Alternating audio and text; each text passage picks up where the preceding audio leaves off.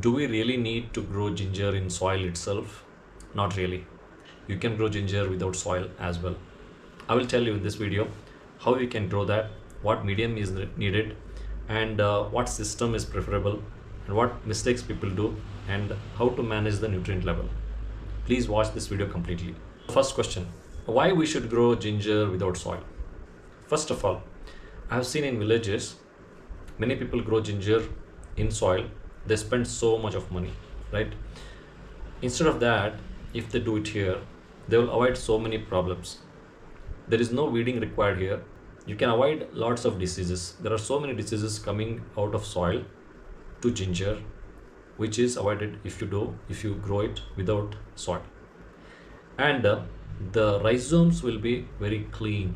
Watering is very easy here. Irrigation is very simple compared to what you do in soil. On top of all this, you can grow them in a very small area. Space constraint is not there here. And plus there is a urban farming opportunity. That means even if you don't have a land, and you can just grow this without soil anywhere, like on the rooftop, or maybe there is a poly house which is just lying there without any use. You can grow there. Maybe in a places where you don't have enough water, you have less water, and you can still manage it. You can manage to grow ginger. Next question, can ginger really grow without soil? See, hydroponics is nothing but you are giving all those nutrients which it expects from soil without soil. You are giving it through a different medium, a neutral medium. That's it.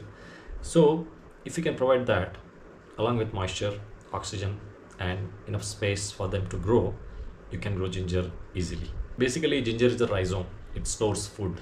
So you're giving all ingredients for it to store food. That's it. So it can grow in a different medium but with the same ingredients. What is the best soilless system to grow ginger? So best way is to grow them in a grow bag with the cocopeat. Why it cannot be grown in NFT or deep water culture or tower system? Because it doesn't have enough space. Also it has only water in it, right? So it may rot the roots and it may create more problems for ginger rhizomes. So you need to give more space. In order to do that, you have to use the grow bag, adequate amount of cocopeat in it, and then grow it without soil. And what should be the planting material? The rhizomes should be chosen carefully. You should choose the rhizomes, the seeds of ginger, very carefully. They should be healthy. They should look clean. They should not have any infection. Then only you can get a better results when you grow them. How do we sprout them? So normally you might have observed in your kitchen, right? If you just place some ginger for a couple of days, they will start sprouting after they dry out. So do the same process here. Keep them in a shady area where there is no sunlight, and it is just sprouts itself. No need to put it in water or put it in a moist cocopeat. Nothing is needed. Just keep them, spread them across in a shade so that they will sprout, then transfer them to the cocopeat. Do we need to do any treatment before they sprout or before you transfer it to medium? Yes, normally fungus will be attacked. Ginger are attacked by the fungus, so you can use Trichoderma viridae as an antifungus, which is a good fungus for us, which will fight against the bad fungus. That you can put it in or mix it in a cocopeat, so that while growing it will protect the ginger rhizomes. So what medium you should use? Normally we use cocopeat only. I have grown it only in cocopeat, but it will give you more or better results when you mix cocopeat with things like sand. 50% cocopeat and 50% sand will give you very good results. Or you can mix cocopeat, perlite, and vermiculite. That also gives wonderful results. It will help drain the water easily, and also it can provide some initial calcium and magnesium along with whatever you are feeding, and also it gives proper aeration because of perlite. So planting process, I can show you some video clips because I don't take all the videos whenever I do them hands-on.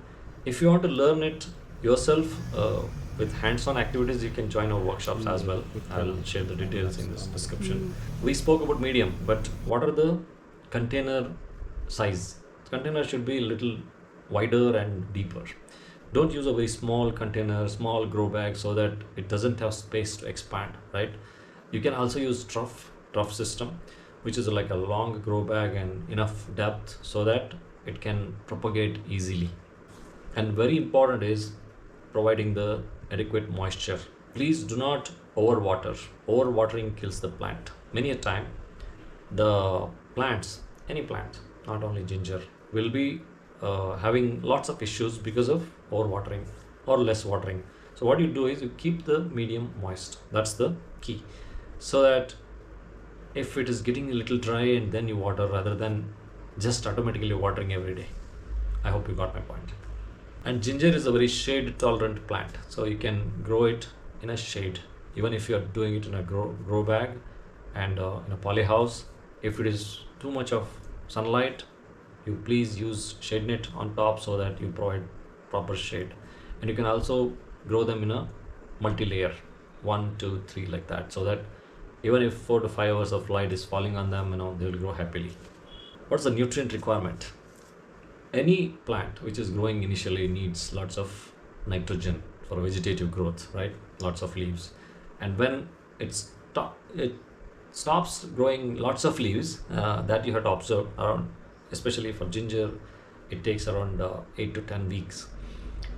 When you realize that it is growing more rhizomes, you can touch it and feel, and then you start giving them less nitrogen. Okay, more nitrogen initially and less nitrogen after it starts growing more rhizomes. That you have to do it based on experience or with some guidance. So after around 8 to 10 weeks, you start giving them more phosphorus and potassium rather than nitrogen. So nitrogen will be very less, but P and K will be more. Anyway, so if you want to have a full guidance, it may take more time. So that's why I keep telling people, do it in a small scale first. Don't try to do it in 1 acre or 2 acres without knowing anything. Just got inspired by a video like mine. Just go and do it in maybe 50 or 100 bags to start with, or even 10 bags. Why 100, right? So you can lose little money, but you'll gain lots of experience in that. Otherwise, if you do it in 1 acre and then you start experimenting, and that's a blunder.